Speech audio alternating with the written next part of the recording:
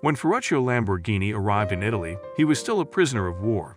He'd established a small garage and transformed military tractors into farm equipment. He became wealthy thanks to his astute business decision. The creator of the most well-known premium sports automobile, Lamborghini, came later.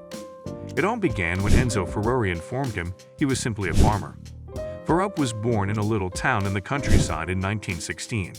In contrast, northern Italy.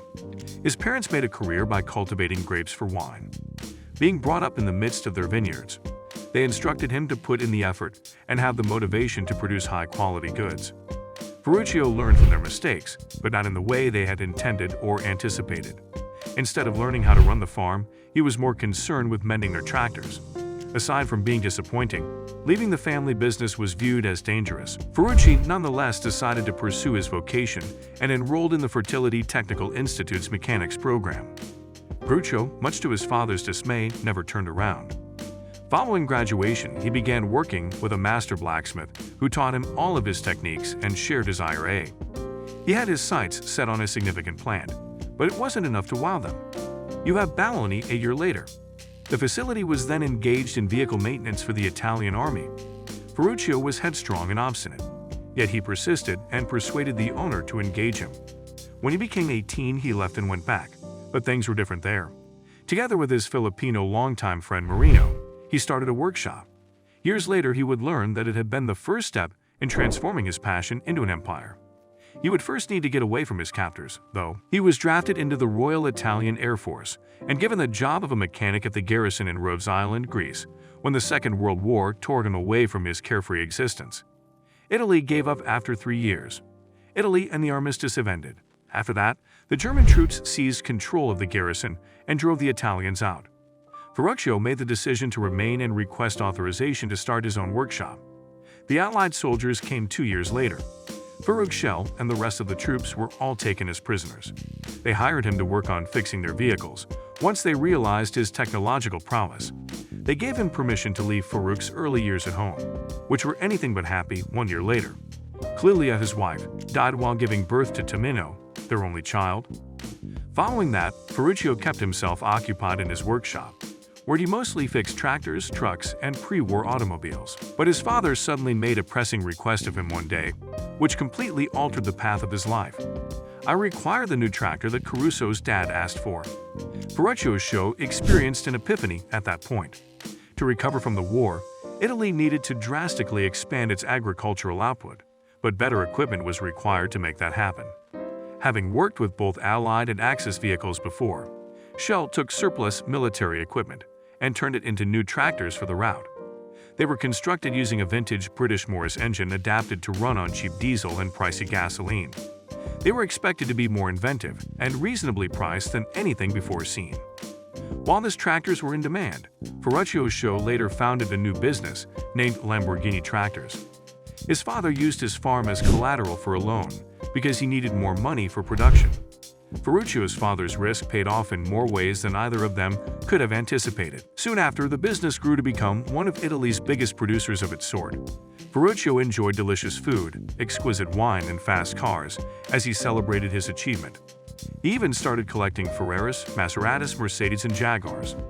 However, none of them fully satiated him. He was especially dissatisfied with his Ferrari to 50 duties, since the clutch would frequently fail. He once took the Ferrari to his technician for maintenance. Ferro found that the clutch matched the one installed on one of his tractors exactly.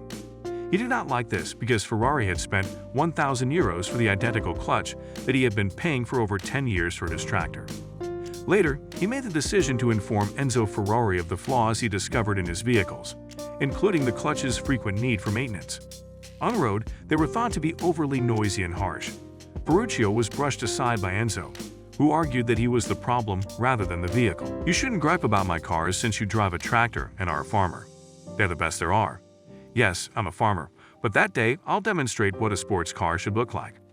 Ferruccio returned home with the intention of demonstrating his abilities. Many thought this conquest was insane and thought he would waste his wealth. Nevertheless, Ferruccio's show persisted and founded a new business in his name. He acquired a sizable piece of land, hired 3 of Ferrari's former employees, and began construction on the factory in under 9 months. The Lamborghini 350 GTI, which Ferruccio's show finished, and which bears his astrological sign as its insignia, is his first sports car. It had a V12 engine, a 5-speed transmission, 4-wheel disc brakes, and a 4-wheel independent suspension. It was regarded as a technical masterpiece. It was first displayed at the Turin Motor Show and received positive reviews from both users and critics. Ferruccio would demonstrate to Enzo and his naysayers that he was more than simply a farmer and was capable of creating excellent automobiles. It was a smart vehicle with a lot of style and ease of use. Ferruccio Scheele's tractor and sports car enterprises prosper over the ensuing few years. Due to his management approach, his team built the 400 and he secretly worked on the Europe 400.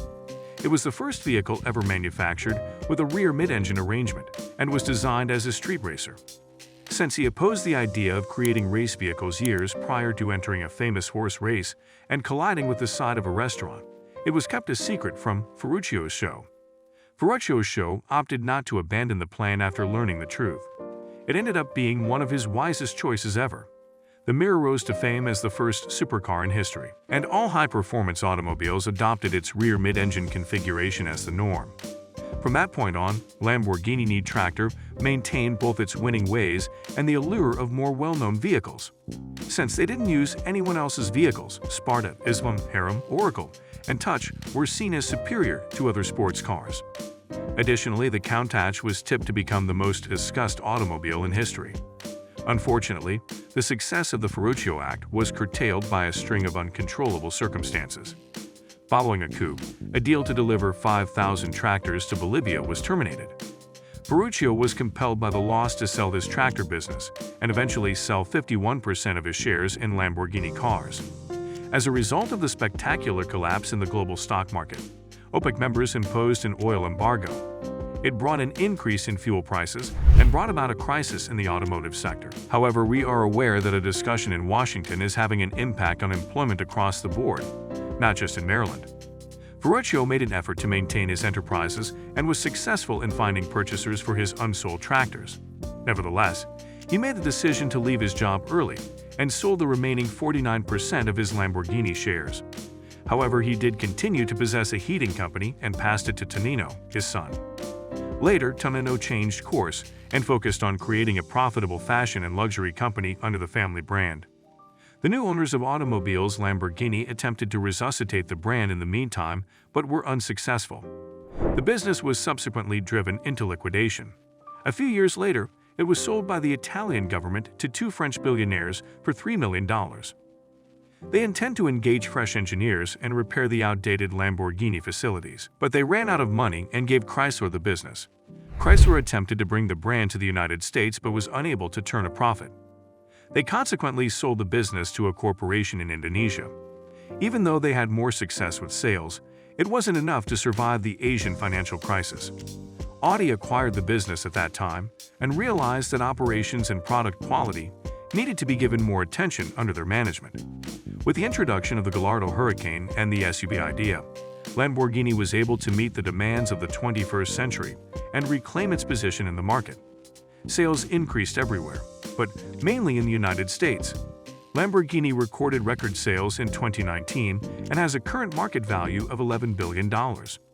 This is the tale of a farmer who became a war prisoner and rebuilt his tractor company into a sports car dynasty. Don't forget to subscribe to our channel for more motivational tales and suggestions from the world's most successful leaders.